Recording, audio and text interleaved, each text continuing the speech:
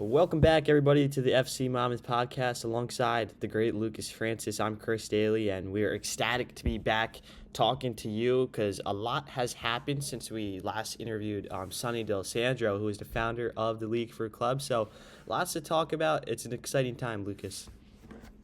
Yeah, I'm excited. The season's going to be something special. Yeah, likewise. So, without further ado, we can just jump straight into it. I think above all, and right now I am rocking the FC Monmouth quarter zip. I don't even know if there's anything attached to it, but James has got to get me one of those. yeah, dude, this is pretty sweet. But Hummel is the new official partner for FC Monmouth. That was just announced about a day or two ago from our time right now. This is really cool. Hummel is one of the more prominent sportswear brands in all of soccer and especially in all of North America. So just want to hear your thoughts, Lucas, about what this means for the club and how cool of a partnership it is. Hummel's really cool. They've dropped a lot of fire stuff. What comes to mind is that Greenland kit that just came out, like the icy blue. That one's really nice. And then they do a lot of really great USL jerseys too, like Portland's new jersey, with like the long sleeve with the stripes and the collar. That's really nice. I think it'll be good, especially too because they're a lot bigger of a brand, so they'll definitely give us like really great quality too. Yeah, I was thinking the same. I will say though, with the Greenland kits, I love them. I think the photo shoot was cool, but is that not the Denmark kit from a couple years ago? I don't know if you know what I'm talking about. I don't know what the blue. I was like the red one. I think is Hmm. the red one. I thought was a little similar, but I don't even know the Denmark one. It It's reminded me of the Norway one or that's what from I meant, Norway. Excuse me. yeah, Yeah, Norway from recently. yeah. I think it's like a spitting image of it, but I still love it. I think it's really good, and I think it's a good partnership, as you mentioned, for the club. And another one, and I really wanted to ask you this as soon as I saw it, is B Dubs Buffalo Wild Wings. Was not expecting Yo, that. It's B Dubs in Eatontown, but um, I know you're a if big you're B not Dubs guy. if you're not at Buffalo Wild Wings on I think it's Tuesdays and Thursdays for the buy one get one boneless wings, that's where you need to be. Noted. That's where you need to Noted. be. 20 wings for $10. That's where you need to be. That is a good price right there. What about those games? I always loved going to B Dubs as a kid, playing those games with my family. Oh, the trivia one? Yeah, That shit, dude, they had a whole section on MLS one time. It there was you go. like 10 like MLS questions, and I was with my boys from soccer, and like I'm the only MLS nerd, so I was the only one getting them right. But it was interesting that they even had MLS on Yeah, there. that is. Maybe there's a partnership there too, but this would be good. Hopefully James is watching this right now. FC Mama Yeah. trivia that was on the Instagram story the other day at Buffalo Wild Wings. We'll see. But yeah, exciting time, and I'm sure there's more to come. I don't know if we can announce anything. I don't think there's anything for us to announce either. So Not that I know of yet. yeah, James doesn't like to tell us. But without further ado, we can jump straight into our next topic, which is our men's side is now in the league for clubs. Lots of interesting teams. Some teams I've heard about, and some teams we have history with. Some that are, I had no clue they existed, but it's a good thing. So we're going against some new faces, which is always nice. And the one that jumps out for me is Lighthouse Boys Club of Kenningston. So I'm really excited to face some of these clubs. Lucas, off the bat, we talked about this last time, but like any clubs you're curious about playing in the East and maybe some cool away trips. The way trip I'm looking for the most is Kingston Stockade. I've heard a lot of good stuff, especially about their supporters group, Dutch Guard. I've heard that it's what, Kingston, New York, I'm assuming. Yeah. I've heard that it's like kind of a nice place, so that could be interesting. Could be an overnighter, maybe. Yeah, I remember they had their stadium, Dietz Stadium, and past couple years, I don't think they played there, so it's been weird. But they're finally back, which is big. And I think they have like a liquor license. I know you're not 21, but it doesn't Nah. apply to us. Maybe to those watching. I'm really excited for NY Braveheart. That's an interesting team, but just to Long read, Island. yeah, exactly. To go up to the city, to read the teams, we got Kennington Soccer Club, Lighthouse Boys Club of Kensington. So those are two teams from the same area, I presume. Atlantic City, Kingston Stockade, FC Monmouth, of course, First State FC, NY Braveheart, and ODFC Cesena FC USA. It's a tongue twister, but Says no. says, oh, gotcha. I've never seen Sponsored that by the club. Plains. Sponsored by the Plains. Okay, interesting. That's my guess. Don't Yeah, quote me on that. we're only one of two New Jersey clubs. So my hope before the season starts, and they're still adding clubs, I think they do have a deadline soon, but my hope is we get another New Jersey club just to represent the greatest state on earth, the Garden State. I would like a North Jersey team. Yeah. Or they had a team like up by like the mountains, like Mountain Creek area. That would be yeah. cool. My cousins actually live right there, like 5 minutes away. Really? They work there. But yeah, that would be cool. I don't think they would though, because I don't know if there's enough support up there. They can get a team in the mountains of Denver. They could get one in Mountain Creek, New Jersey. We'll see. Mountain Creek FC. Now, that's a name right there. It's a new futsal name. The Mountaineers. Sure. Yeah. They do have a couple minor league baseball teams. The Sussex County Miners are actually up there. But yeah, I mean, should be fun. There's clubs, as we were talking about, all around the country, which is pretty cool. Now, talking about the team itself, over the winter, they had these winter sessions. You weren't able to make it, right? No. Okay, so I guess I'll keep yapping about it. But yeah, it was cool. So FC Monmouth hosted two training sessions for both the women's side, one for the women's side, one for the men's, two total over the winter. It was really cool to see the women's side in action because they are good. It was a joint practice with like the oldest PDA team from around here, and I mean, so many top talents, D1 talents, D2, D3, but it's a very well-versed club, and you also have some girls who are seniors in the short conference who are just superstars. So I think that team in a WPSL, I know people are trying to ease their predictions and ease like the confidence levels going into it. They don't want to set the bar too high, but I think that team should win at least a division. So should be fun to watch them. And then the men's side, Hugh McDonald was coaching for the first time, which is cool to see. I was actually one of Hugh's travel players back in the day, so it was interesting to see the difference in dynamic, but there wasn't much. I mean, he's still, Hugh. So it was cool to see a lot of the guys. Brett Sieg was there, Johnny, so a couple of FC Monmouth guys that we've seen for years now, Andrew Raya, and also a couple of new faces. And one guy that I was happy to see was Joe Grossman, who is a goalkeeper at UConn. He played for FC Monmouth a couple games last year, but obviously our goalkeeping situation was super strong. But isn't he from the Inter Miami Academy? Yeah, so he's from around here and then moved down there, but he played at CBA as well. I think he'll be. Listen, I don't know who's going to play, start, whatever, but I think he should be the GK #1. So it was cool to see him, and he was the only goalie there. Now, it was at home turf, which was interesting because it was a small environment. I know home turf is one of our sponsors, and there was a lot of guys there, so they were doing like a round robin, King of the Hill type tournament, which was pretty fun to watch. And yeah, I think the team looks really strong. Very there's a lot of different play styles within the team, but as Hugh was talking about, I mean, if you're not committed to this program, don't be here, right? Like, there's 2 practices a week. They expect you to show up 2 practices a week. This is one of the most elite environments. And one thing they were talking about, and I don't know if I can even say this, but I'm going to say it, is they were pitching the league for clubs to these players because it's so unproven. And they're like, listen, like, we would, I know some people would like to go USL too. Some, know the MPSL would like to stay there. But if you really want a truly professional environment, at this level, FC Monmouth is the place to be. So maybe right now, and the League for Clubs I believe they even say it's their goal is to be bought out by the MLS. That is their end goal because MLS is trying to compete with the USL, USL too. The League for Clubs is going to put themselves in a position to do so. We also have our USL too. I don't even know if we could technically join the way it works, but yeah, they were just pitching FC Monmouth. It was super cool to hear, and I think a lot of the guys bought in right there because, I mean, it's true. This team is a very professional team, very professional club, and, yeah, it was really cool to witness. The thing, too, I think that sells a lot of guys. Like, we're the only one of these, like, semi-professional teams around here that, like, has a fan base and, like, The games are fun to go to. It's not doesn't look like it's just some random Sunday league game. Like it's like a true. It's a nice environment to be around. I agree. So I think Yeah. that probably sells them a little more too.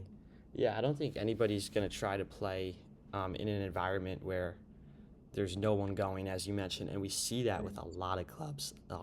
Everybody has said to us when we were in the National Premier Soccer League, FC Monmouth is the place to play. They wanted to go to Red Bank because, Mhm. I mean, and a lot of the credit goes to you, Lucas, but even the club in itself attracts a lot of these younger fans, like, all the activations they do, get in free nights and whatnot for these local clubs. It's fun. It's a really fun time, and yeah, I think that is a huge, very good point, and they should say that next time. I'm gonna tell them. Also, we have fans, so yeah, that would be good. But now enough about the clubs. Let's talk a bit about soccer as a whole, because since we last spoke, and we all know Lucas is the Red Bulls fan, the Red Bulls fan. You had a lot going on too for the MLS Cup final. Can you tell us just about everything from that weekend, and then the game itself? That weekend, dude, that was a fever dream. Like even I was looking back on videos of it the other night, and like, so if anyone doesn't know, I've been supporting the Red Bulls since I was like 3 or 4. Like, and my dad's been going since they were in Giant Stadium. And like, so like my whole childhood, like they've really only been my team. Like I don't watch a whole lot of NFL. I don't really care about any Premier League teams or anything. Like Red Bulls are my sports team, besides FC Monmouth, of course. But I don't know, just like seeing them making it to the final, especially like at the time recording, I'm 18 now, so it's just like my childhood's kind of ending, and Red Bulls are such like a big part of my childhood. So I feel like I'm seeing them in MLS Cup was just like a great way to like bookend my childhood. I don't know, That's pretty sentimental. I didn't know it was it that was deep. That's amazing. crazy. It was amazing. Yeah. And Yeah, then that whole weekend was insane. well, t- LA's a great city tell us too. about that weekend because we saw Lucas Francis on one of the biggest Instagram pages in the whole world. What's called through Empire Supporters Group. I got the opportunity to be on 433, like kind of be interviewed and like followed. And so we filmed like a little interview on like the rooftop of this really nice hotel in downtown LA. It was insane. It was like I think it was 90 floors tall, and the lobby was on like the first floor. So it was just like not the first floor, sorry, the top floor, like the 90th floor. It's like nice like rooftop view. You could see the Hollywood sign, you could see mountains, you could see everything, see the whole downtown LA. So we filmed like cool interview there, which I actually met Poch afterwards. Shout out Mario That's sick. Pochettino. And then yeah, then we just filmed stuff like at the tailgate. Red Bull had this massive tailgate in the visitors parking lot, which unfortunately was like 2 miles away from the stadium, but it was cool. They had like it's called the audio assault vehicle. It's this giant branded like Red Bull's Hummer that has like speakers mounted to it. They had a full time DJ like DJing, um, giving out Red Bulls to people and whatever. It was cool, and it was the weirdest thing was seeing so many people that I've seen at games on the other side of the country. Yeah. That was like on such short notice too, like a week's notice, flying across the country. Like that was crazy, and like thing too is like people are like right out Red Bull fans too. Like there, I watched the video the other day. It was like 5 days ago. Someone put out a video. It was like worst fan bases in MLS, and Red Bulls was like number 3. And I'm like, dude, halfway across the country on a week's notice, and there was people in Orlando too, and we took over NYCFC Stadium Mm-hmm. in the span of 3 weeks. Like, I don't know, kind of underrated fan base. I agree. I think the games are always noisy whenever I go, but I will say, like, if you look, I think what people are looking at is the totality of it, right? So if you go to a Red Yeah. Bulls game, a lot of times there will be empty seats. Not to be the bearer of bad news, right? Mhm. And I think that is the knock on the Red Bulls. And I wish it wasn't like that. I wish they could maybe get Neymar instead of Chicago, right, to bring the people in. But it's part of the deal, I suppose. Now, also the game itself, Andres Reyes before the game just didn't play, right? He had a Yeah. a couple He- things happen. So how sad were you when they lost? Was it kind of like, why did I come out here, or was it okay, like It really was meant to it be? really wasn't like I was I was more upset the fact that we let in 2 goals in, like, the first, Hmm. what was it, 25 minutes or Yeah, the whatever. game felt gone. The game was kinda over, like, 25 minutes in, and then Nealis did score, I think right before halftime he Yeah. scored, which that was a cool experience just seeing them score. Unfortunately, like, the game, like, kinda ruined my love for Kendrick Lamar because LA just kept playing not like us every Yeah. single time.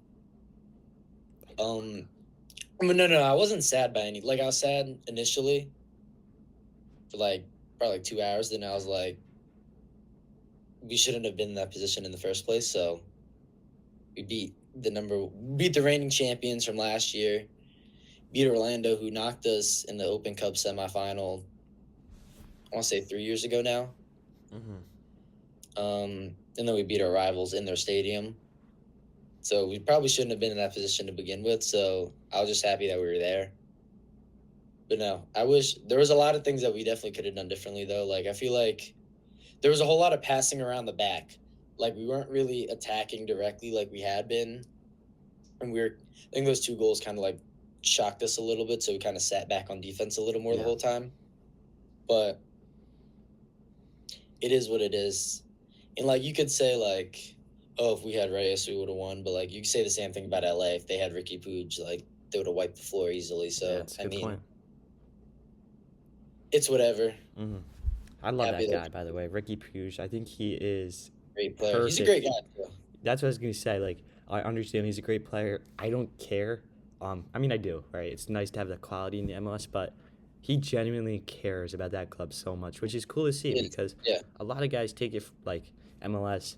I don't want to say they treat it as a vacation because that's obviously not true. They want to win, but they don't have the love for the badge that Ricky Puig yeah, they does. don't care that much. Yeah, which is nice to see. And then the last Red Bulls question I have for you, this is not on the script that we made. Sports Illustrated Stadium. I am a little I'm a little on the side of I don't like it. I'm a lot on that side. I don't like it at all. I don't understand it, but I was curious to see what you had to think about that. I mean, look, Sports Illustrated is giving us a lot of money, and we can go buy some players. Maybe they funded the Choupo-Moting trade, Who knows? but deep down, it's always going to be Red Bull Arena. Yeah. It's going to stay Red Bull Arena to Red Bull fans. Yeah, I think it's interesting. I just Yeah. want to know what the logo is going to look like outside the stadium. Yeah, it's weird. I was shocked Sports Illustrated even had the money to do so, but I know they have that ticket system. I know because their magazine shut down, and I was like, I thought that's what they were. Yeah. I don't know how their ticket things even work. Like, I don't know if it's like supposed to rival Ticketmaster or what the deal with that is. I think it's supposed to rival Ticketmaster, probably in the sense it's nothing like Ticketmaster. It's the complete opposite. Speaking of that, I just got my ticket for Chicago versus Inter Miami, so I bought 4 tickets to Red Bulls or Chicago. yeah, I gotta figure out. So my You might debit be figuring card, out. I'm trying to resell one of them, but my debit card's expiring, so I actually need to do that today. I need to go to the bank and get a new debit card Back in because the card. yeah, I can't sell it right now because Ticketmaster's like, well, your debit card's expiring. It's like, thanks for the reminder. But yeah, I should be okay for the most part. That I hope Neymar goes there. he will, I think, but I just hope he plays. And no matter what, I see Messi versus Berhalter, so I'll be fine. Messi versus Burhol. That's if you told me that in 2022 that Lionel Messi would be facing off against Greg Berhalter, and Greg Berhalter could potentially manage just fair. Neymar Jr., I would have lost it. No, Greg Berhalter is managing Bamba. What's that guy's name? He's Barlow? No, who's the guy that just signed to Chicago? The striker. He's 28 years old from France. Oh, I think his last name might be Bamba. Mo Bamba? Mo Bamba signed signed? They signed Check West. I don't know. I'm gonna go to Bogart's Twitter real quick. I'm not gonna find it though. It's Dude, alright. Zaha to Charlotte still is kind of interesting. That is interesting because I feel like it was 2 years ago at Palace. He was a really good player, and now he goes to Galatasaray in Turkey, and he's okay, but I don't say he had a huge fall off, but like I feel like he could still be a Prem player if he never left. The rumor that I saw that was like crazy Luca De La Torre to San Diego. That will happen because Celta Vigo has a new manager, and I don't think he's Mhm. playing him at all. So He's he's coming off. I think he is injured, and then it's a bit of both. they want to use it as like sort of like a get him back to fitness sort of. Like he'll go there for like 6 months or whatever in the summer. I mean, he is from San Diego, which is Yeah, important to keep in account. I think But he wants to like help start their team or whatever. um, 2024, 2025, he has one match. Last year he had 31. The year before that he had 28. And I was thinking, as for him, for the USA, like, we have barely seen him at all. So, Well, the interesting thing about him for the U.S., like he plays in pretty much every game. It's just like I feel like he does his job so well that you don't notice him. he is in that position. Like he's not getting dropped, so you're not seeing like his Mhm. highlights anywhere. He's not getting Well, cooked by people, but he's not goal scoring either. So like I think for him, I saw somebody that said, like, the new manager, and I might be wrong, like, doesn't like Americans, so he's out the door. But, I mean, his last see name's, American bias. he's got some De La Torre. Like, those are, I don't even know what that is. Is that Dutch, Hispanic? I have no clue. La, yeah, it might be La, Hispanic. yeah, A lot of Hispanics in San Diego.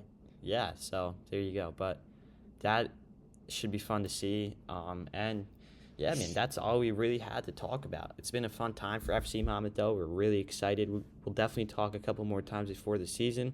The schedule does release in February sometime. That is what the word on the street is. So stay on the lookout for that. It's going to be, again, a great year, great time, and there's one better thing than soccer, and that's double the amount of soccer. So both men and women's, it's going to be fun, Lucas, and look forward to seeing you back in real life at Red Bank. Yeah, we'll be there. Yeah, sounds good. Thanks, everybody, for watching. Make sure to smash that subscribe button, turn on post notifications, and follow us on social media at We Are Monmouth. Without further ado, we will see you in the next